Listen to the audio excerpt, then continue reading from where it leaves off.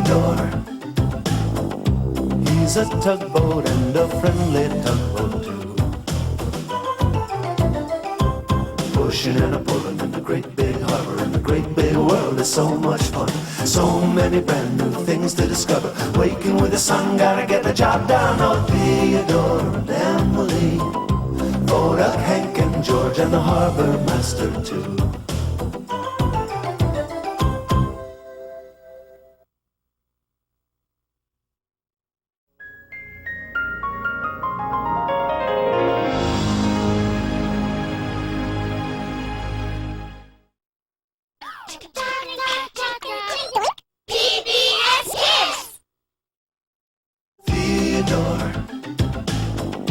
He's a tugboat and a friendly tugboat too.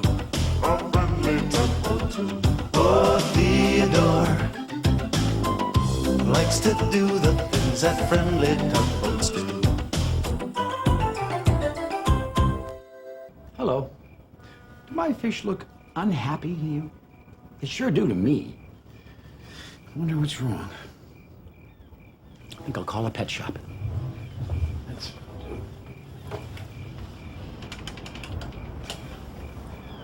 Hello, Pugwash Pet Shop? Yeah, it's the harbor master. You know, my fish look, well, they don't look happy. No, the fins are fine.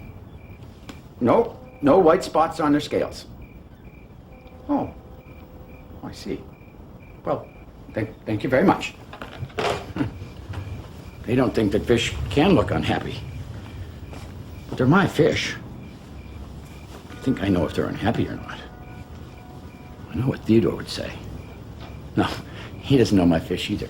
But he does know Pugwash. And let me start at the beginning.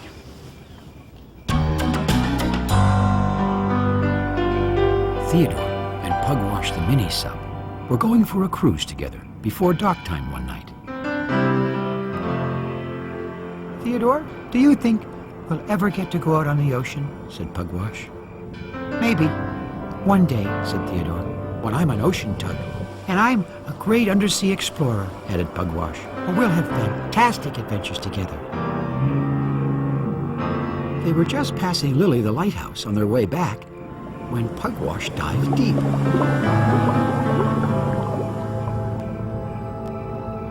Then she popped up again in another part of the harbor. Why did you do that? Theodore called, moving over to Pugwash. Oh, I don't like lighthouses, explained Pugwash, kind of sheepishly. Why not? Theodore wanted to know. First, they shine their light, explained Pugwash, and then they blow their foghorn. It's a very scary sound. I thought undersea explorers aren't afraid of anything, smiled Theodore. Oh, I know that, said Pugwash. But she couldn't stop a little shiver running down her hull when she heard that foghorn again.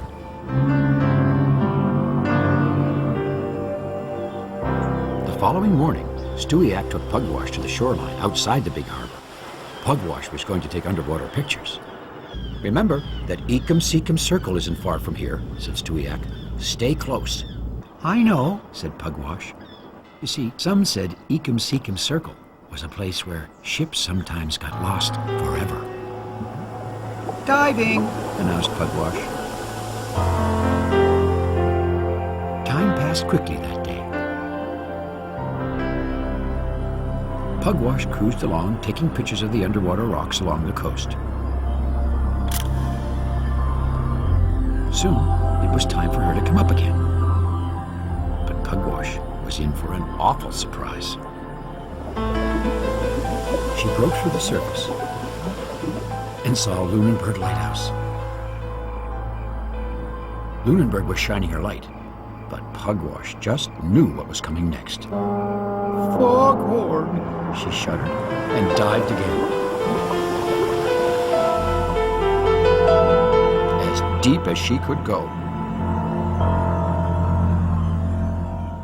Back in the big harbor, Theodore returned from work to find a dispatcher talking to Emily in an urgent voice. Stewiak has reported that Pugwash is missing, he said. I would like you to help find her. I want to go too, Theodore said right away. This is a job for an ocean tug, the dispatcher told him. You just don't know the area outside the harbor well enough, Theodore. But I know Pugwash, said Theodore in a firm voice. He does spend more time with her than anyone else, said Emily. The dispatcher was thoughtful for a moment. Very well, Theodore, he said. But remember, Constance will be in charge out there.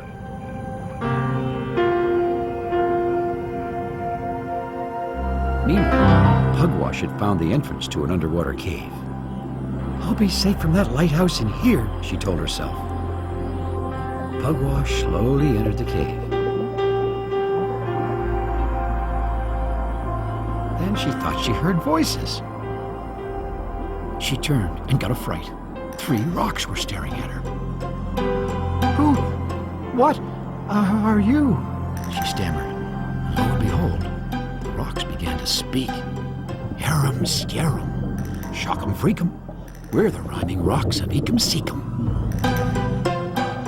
Boo, added the 3rd rock. And that's when Pugwash knew she had dived straight into the terrible Ecum Seecum circle, where ships sometimes got lost forever. Pugwash began to back out of the cave, and the rocks began to talk again. Polum, sub or mouse. She'll come back fast when she beholds that lighthouse. And that scary foghorn, added the 3rd rock. How do they know I'm scared of that sound? Pugwash thought to herself. But then, maybe the rocks were right.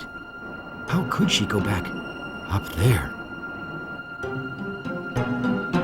Pugwash decided to try to find another way out of the cave. She floated on through the cavern.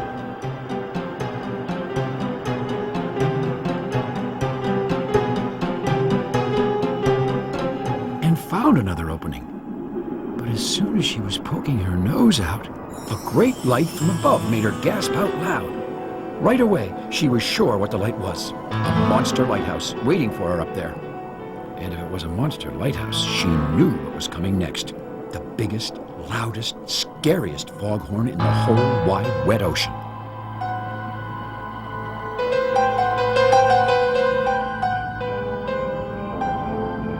At that very moment, Theodore and Emily were arriving at Shipwreck Rock. They could see Constance the Coast Guard ship and Stewiacke by the light of the big, bright, full moon beaming down on the water.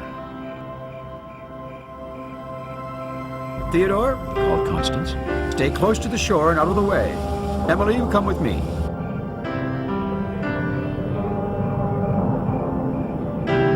I know I can help find Pugwash, Theodore said softly, but no one else believes I can.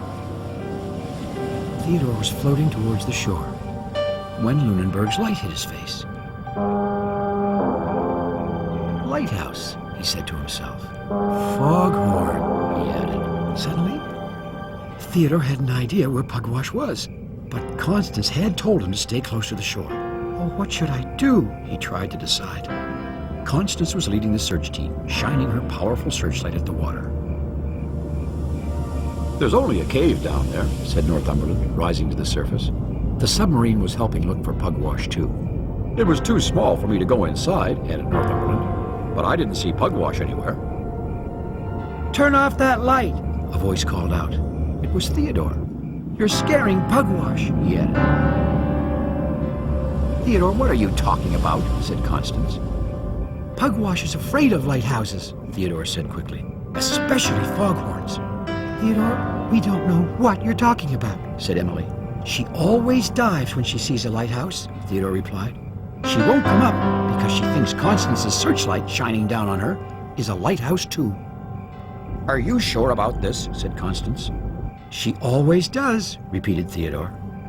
Very well, said Constance, turning on her searchlight. We'll try this. Everyone held their breath. And then? Nothing. No sign of Pugwash. We'll keep looking my way, said Constance, turning her searchlight on again.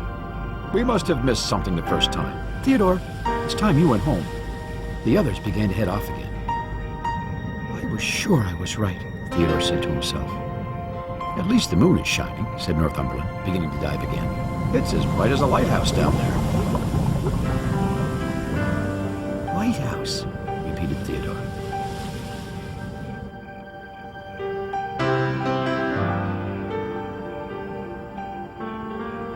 Wait, he shouted out loud. What is it now, Theodore? Said Constance. Pugwash is down there. She won't come up because she's afraid of the light from the moon. I thought you said she was afraid of the lighthouse, said Constance, beginning to lose her temper. Or was it my searchlight? Well, which is it, Theodore? From under the water, continued Theodore, she might think the moon is a giant lighthouse shining down on her. What are we going to do? Said Stuyak. Make the moon go away? Theodore saw that Owen, the giant oil rig, was nearby. That's exactly what we're going to do, he said. We have to move Owen here, now. Theodore, snapped Constance, I've heard just about enough of your wild ideas for one night. We know how to search for someone out here. My friend is down there, said Theodore, with a voice as hard as the steel he was built from. And I'm going to find her. I'll help you, Emily said quietly. I hope you're right about this, Constance said slowly. I hope I'm right too, Theodore thought to himself.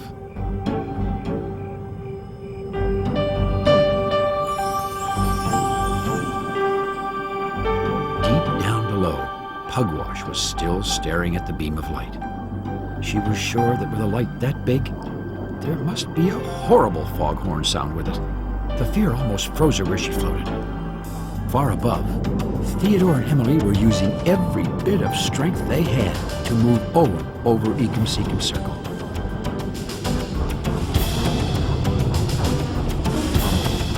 Here I come to make the moon disappear, hollered Owen in his extra loud voice.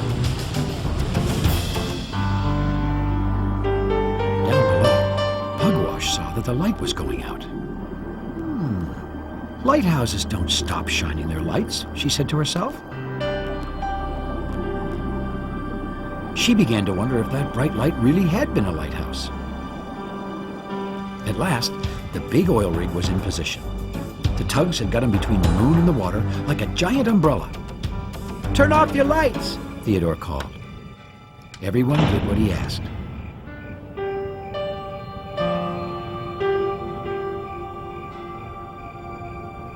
No sign of her, said Northumberland. Theodore heard Lunenburg's foghorn in the distance, and he had another idea. Before he could think about what to do, Theodore blew his loudest whistle. In the dark depths, Pugwash heard something. Something familiar. Could it be Theodore's whistle? Or was it those rocks playing tricks on her? Theodore would be trying to find me, she decided. It must be him. And it really is time to be an undersea explorer.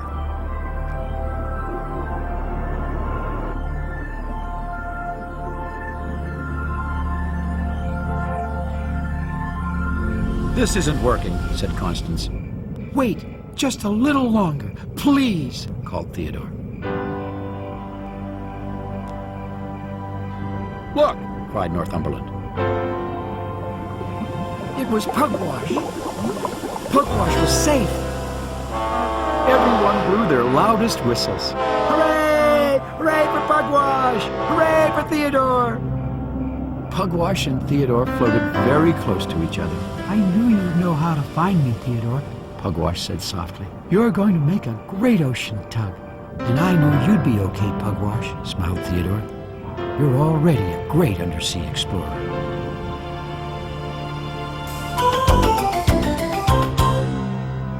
Wasn't that a good idea Theodore had, to get everyone to turn off their lights? Wish I had a good idea about how to make my fish happy. I just know something's wrong, even if no one else thinks so. Wait a minute. Turn off their lights. That's it. It's night, and I'm here at the office very late. And usually, I turn the light in the tank off because it's time for my fish to go to sleep. There. Thanks for visiting us here in the Big Harbor. We'll see y'all again next time. Oh, they look much happier. Theodore. There's another story coming right up, and you can always learn more about Theodore Tugboat on the internet. Find us through PBS Online. Pushing and a pulling in the great big harbor, in the great big world is so much fun. So many brand new things to discover. Waking with the sun, gotta get the job done. Oh, Theodore and Emily, Bodak, Hank and George and the harbor master too.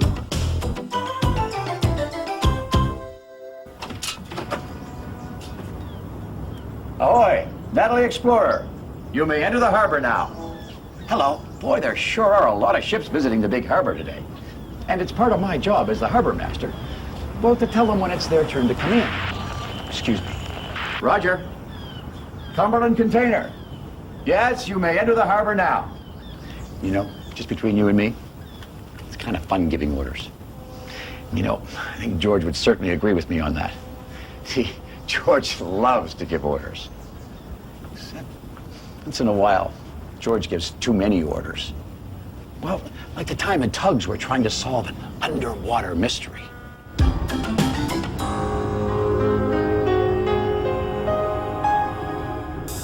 Prepare to turn, ordered George. Preparing to turn, Answered Theodore. Theodore was helping George dock a big cargo ship. Slow down. Called George. Slow down. Slowing, called Theodore. George whistled a big George whistle. It always felt great being in charge and telling everyone what to do. Start pushing, He commanded. George sure is being bossy today, thought Theodore. At last, the ship was safely at her dock. Theodore took a deep, happy breath.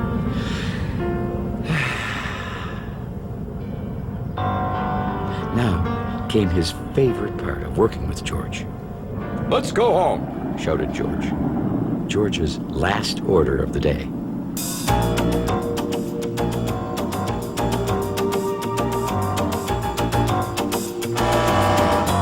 Wait. That's Foduk's emergency whistle, Said George. And sure enough, Foduk was steaming towards the tugs, making his most important face. I believe I've located something beneath the harbor, He announced. What did he say? Said George. I think Foduk said he found something under the water, explained Theodore. You see, sometimes Foduk uses very large words. Let's go, Ordered George right away, and off he roared, followed by Foduk. Oh no, groaned Theodore. Now I have to listen to more of George's orders.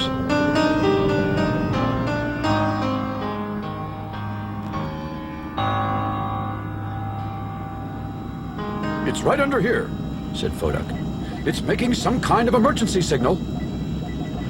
I wonder what it is, said Theodore. I really don't know, said Foduk. It's a mystery. An underwater mystery, Theodore said thoughtfully. Well, we have to raise it up. I think I have an idea, We'll hook it with our anchors. shouted George, swinging into action. Follow me, Theodore. Well, Theodore didn't say anything. It was no use trying to tell George what to do. Theodore, Said George, butting up against him. this way. But Foduk said it was over here, replied Theodore. Just do what I say. Snorted George. All of George's orders felt like they were building up inside Theodore's smokestack, ready to explode. You find it yourself, George, he said at last. Well, George was very surprised to see everyone always did what he said. Oh, there's probably nothing important under here anyway. He grumbled, as if he really didn't care. Let's just go home. Well, this was one of George's orders Theodore would gladly listen to. Wait. I've just received word on my radio, Said Foduk, hurrying over. A big ship is heading right this way. Well, we were leaving anyway. Said George. You don't understand, Foduk continued. That ship might be damaged by the underwater thing. I shall have to declare this an official harbor emergency. Now, an official harbor emergency is a very serious matter indeed. We can't raise this thing. Said George. We can't even see where it is. I have a plan, said Theodore quietly. Well, let's listen to Theodore's plan, Called Foduk. or we'll have to close the harbor. Well, said George. Okay. But inside, he really wasn't very happy about not giving the orders.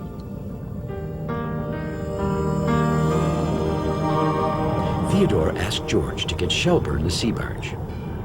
And Theodore returned, leading Northumberland's submarine. Theodore, Frowned George. why did you ask me to get Shelburne? And what's Northumberland doing here? Northumberland will dive down and find the underwater thing, explained Theodore. And then Shelburne can raise it up with his special salvage crane. Well, right away, George could see it was a good plan.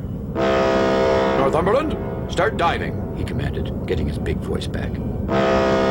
Shelburne, Directed George. start raising your crane. Shelburne began to raise his crane, slowly. Hurry up. Ordered George. Northumberland, dive. Well, Theodore knew Shelburne just couldn't be rushed. And Northumberland, well, Northumberland just hated loud noise, Hey, my hat. said George. Oops. Sorry, George. Said Shelburne. George could tell that everything was going all wrong, and this time he knew why. Theodore, he said quietly, just tell me what to do. I'm ready.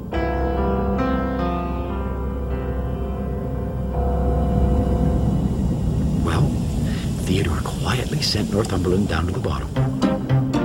And then he got Shelburne to slowly lower his crane hook.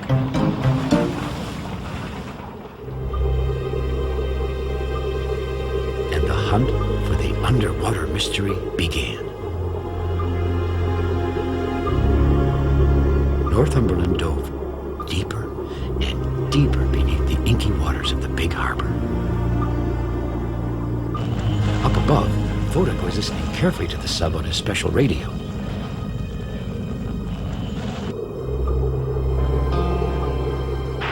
I think, Northumberland called to Vodak on his radio. I think I've found something.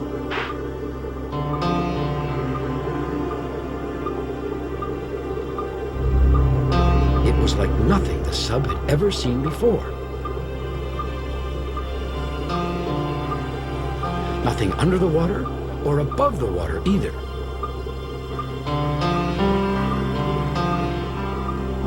He found it. Shouted Vodak. Push Shelburne this way. Pushing. Pushing!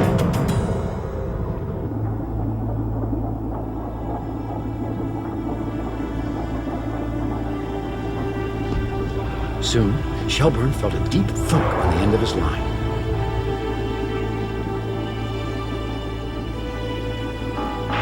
You hooked it. Radioed Northumberland. We've hooked it. Repeated Vodak. Now, pull. Shelburne began to pull up his cable. It's very heavy. He said. Hold Shelburne steady. Radioed Northumberland. Hold Shelburne steady. Vodak called to George and Theodore. Holding steady. The two tugs called as they muscled the big barge steady. Vodak could see the great ship making the final turn towards the big harbor. We have to hurry. He shouted. Suddenly, Shelburne's crane just stopped, Something's stuck. groaned Shelburne. Northumberland, what happened down there? Radioed Vodak. It's caught under a rock. Northumberland called back.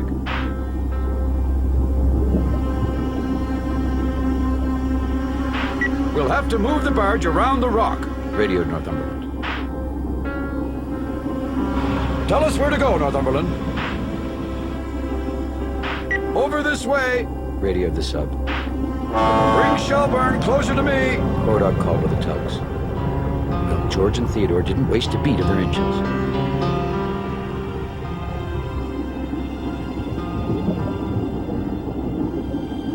Slow down. radioed Northumberland. We're going to lose it. Slow down. Repeated Foduck. Turn a bit, George. Turning. George was straining and smiling. Even though it was very hard work, it was very exciting. It's free, radioed Northumberland. Now, stop. Stop. Ordered Foduck. Stopping. Stopping! Together, with Northumberland looking,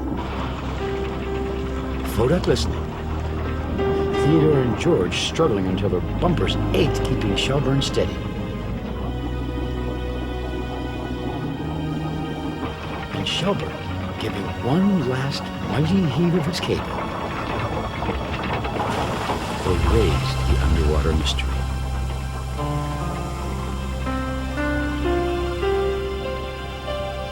Good work, everyone. Called Northumberland. We got it. George was sounding very excited. But what is it? Said Theodore. Fascinating, said Foduck, floating closer.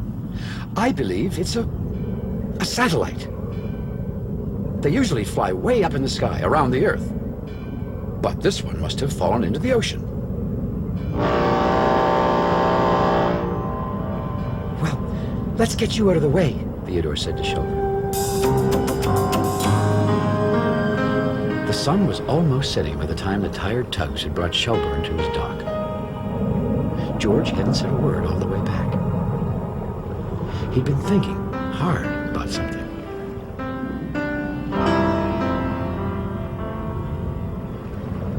I guess, he said at last, I guess I can't always give the orders.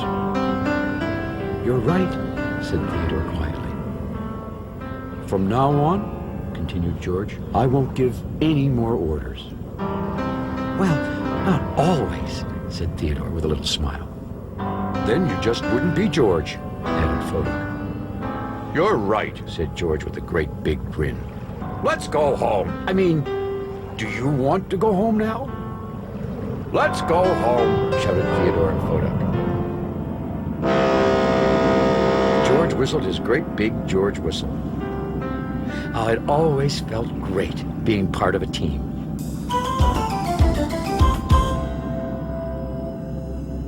Sure is fun working together here in the big harbor. What's that? Uh-oh. Well, how did this happen? It seems I've ordered 2 ships in together. The only trouble is I don't have enough tugboats to bring them both in at the same time. What am I going to do? The ships are trying to tell me something. Thanks! Now that's a great idea. Those ships said they would take turns coming in. Thanks for visiting us here in the big harbor. We'll see you all again next time. Why didn't I think of that? Theodore.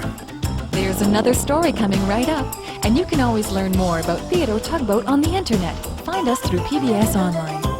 Pushing and a pulling in the great big harbor, in the great big world is so much fun. So many brand new things to discover. Waking with the sun, gotta get the job done. Oh, Theodore and Emily, Foduck, Hank and George, and the harbor master too.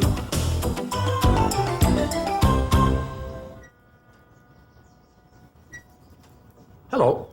My old bell here needs a good polish to get it all shiny again. But I'm all out of polish. I better get another can. I have some more on my desk right here. I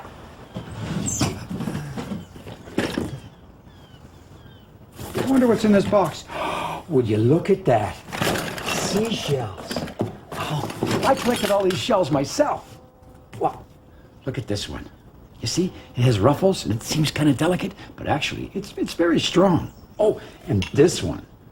It's all shiny and smooth like glass. Boy, oh boy. Well, you know, you can spend hours and hours looking at things from the ocean. Pugwash knows all about that.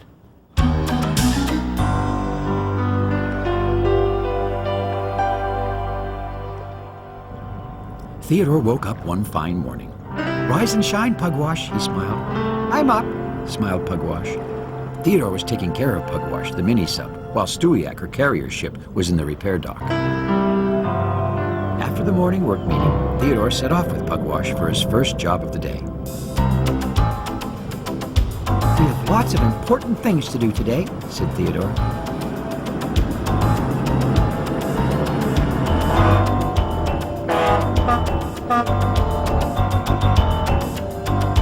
Pugwash?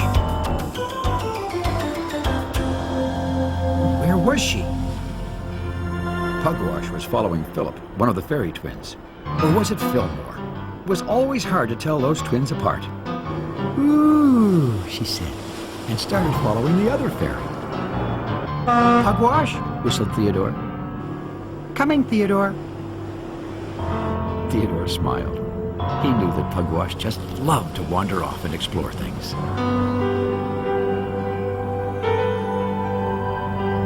Meanwhile, over at the Great Ocean Dock, the dispatcher was talking to Fodak. A report has come from Cayley's Cove of cargo falling off a ship. It could be something dangerous, said Fodak seriously. I would like you to check it out, please, the dispatcher told him. Of course, said Fodak. I am the safety tug. And George will go with you, added the dispatcher. I will, said George. George, repeated Fodak. I am qualified to go by myself. George will take Shelburne the sea barge along with Pugwash, said the dispatcher, in case there is anything on the bottom of the ocean that needs to be brought up. Please proceed immediately. Well, the two tugs weren't very happy. You see, they both wanted to be the tug in charge of an important mission.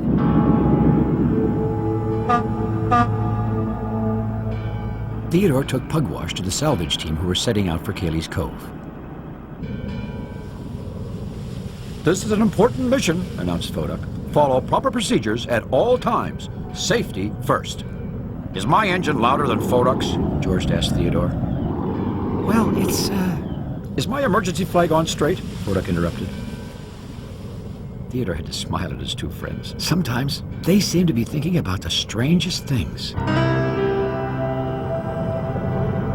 Ooh, can I have a signal flag too, Theodore?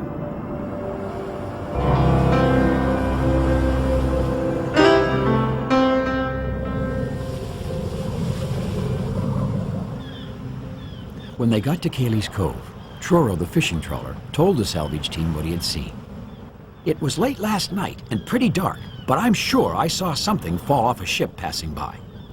Don't panic, said Fodak calmly. I'll take over from here. Well, I'm trained to deal with this, said George, butting in front of Fodak. Mini-sub ready? Ready and waiting, called Pugwash eagerly. Lower away, commanded Fodak, butting in front of George. Shelburne slowly began to lower his cable.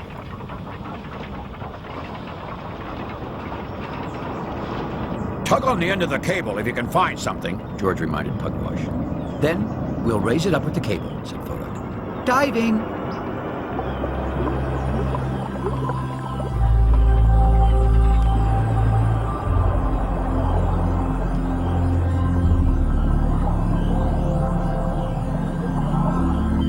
Is that a siren?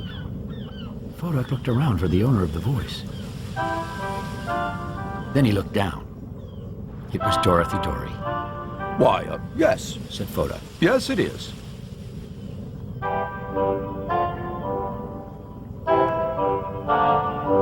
Can you blow it? Said Dorothy breathlessly. It's not a toy, said Fodak sternly. It's an important piece of safety equipment. But I could show you my special signal flag. George didn't like Fodak getting all the attention. I have two engines, he trumpeted, turning to Troro. I can go backwards as fast as most ships can go forwards. Down below, Pugwash had arrived at the bottom of the ocean. She looked this way and that, and soon spotted an oil barrel. That's what must have fallen off that ship, she thought to herself.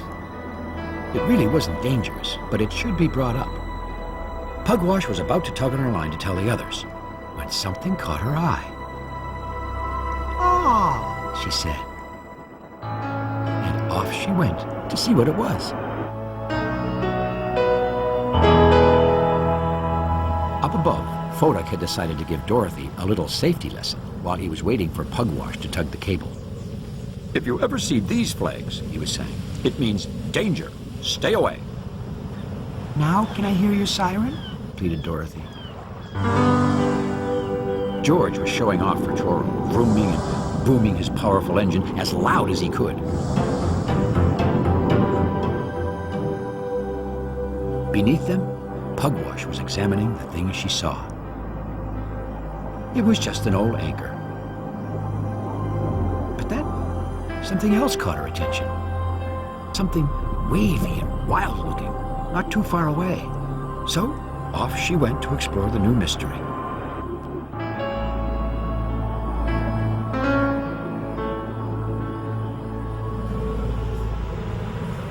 Back in the big harbor, Theodore was finishing docking a small cargo ship. He glanced around, expecting to see Pugwash and the salvage team returning from Cayley's Cove. But they were nowhere in sight. "They've been gone a long time," he said, gazing towards the harbor entrance. "I hope Pugwash hasn't wandered off again."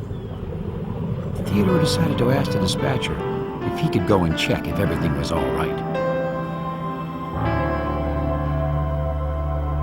Deep beneath the waves, Pugwash had discovered that the wavy, wild-looking mystery was kelp, a giant ocean plant. "Oh," she gasped, and slowly entered the kelp jungle, pretending she was hunting tiger sharks.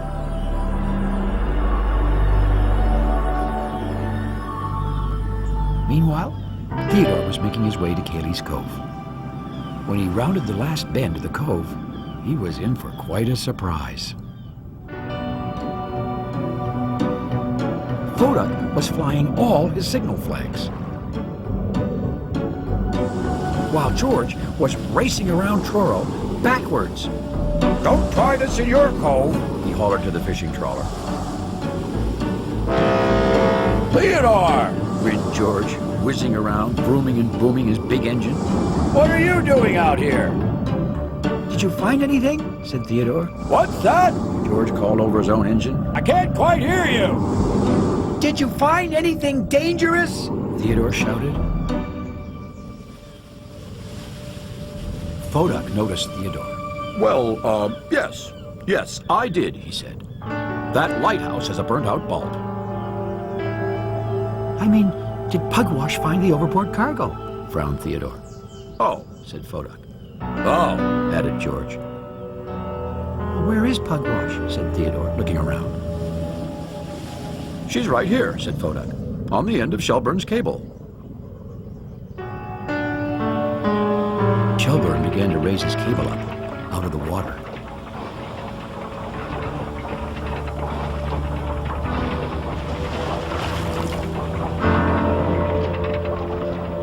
"Uh-oh," said Theodore.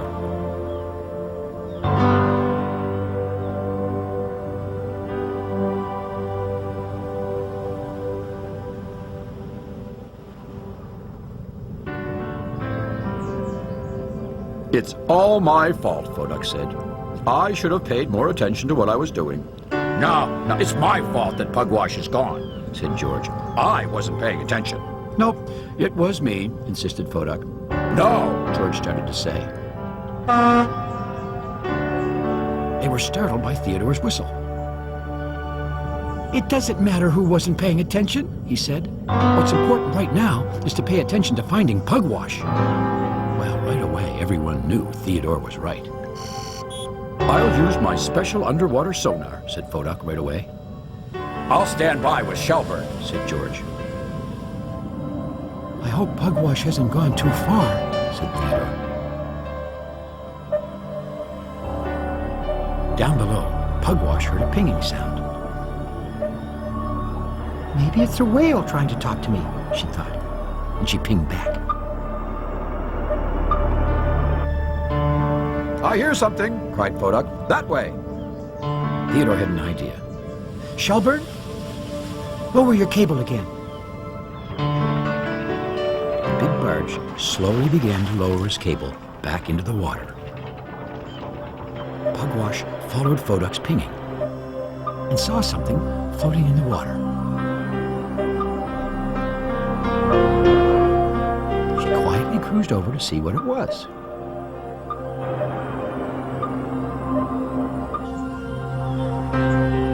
I feel something moving my cable, called Shelburne.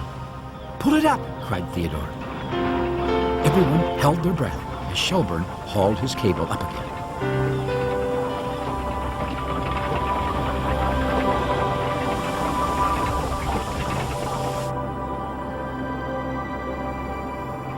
And soon, Pugwash popped to the surface, safe and sound. "Hi, everyone!" Everyone blew their whistles. "Hooray!" In no time at all, the team raised the oil barrel and headed back to the big harbor. Next time, said Foduk, we'll pay attention to what we're doing. We sure will, said George. "Me too," added Pugwash. "I can't wait to get home and tell everyone about our adventure," smiled Theodore.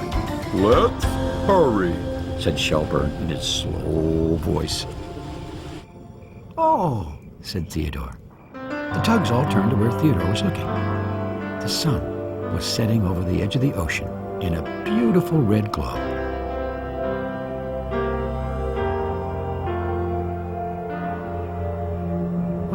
"What were we doing?"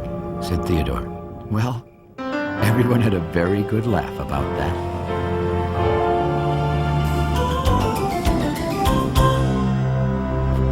Pugwash sure loves to explore. Now, what was I doing? Oh, yes, I was looking at my shell collection. No, before that. I was polishing my bell. Here's a new can of polish. And now I can finish my job. Thanks for visiting us here in the Big Harbor. We'll see you all again next time. I wonder, does a shiny bell sound louder? Oh, well, it certainly seems louder. I never noticed how nice my bell sounds. I'm doing it again, aren't I? Maybe I'll ring my bell when I finish polishing. So long. Theodore, he's a tugboat and a friendly tugboat too. A friendly tugboat too. Oh, Theodore likes to do the things that friendly tugboats do. Pushing and a pulling in the great big harbor, in the great big world is so much fun. So many brand new things to discover. Waking with the sun, gotta get the job done. Oh, Theodore and Emily, Foduk, Hank and George, and the harbor master too.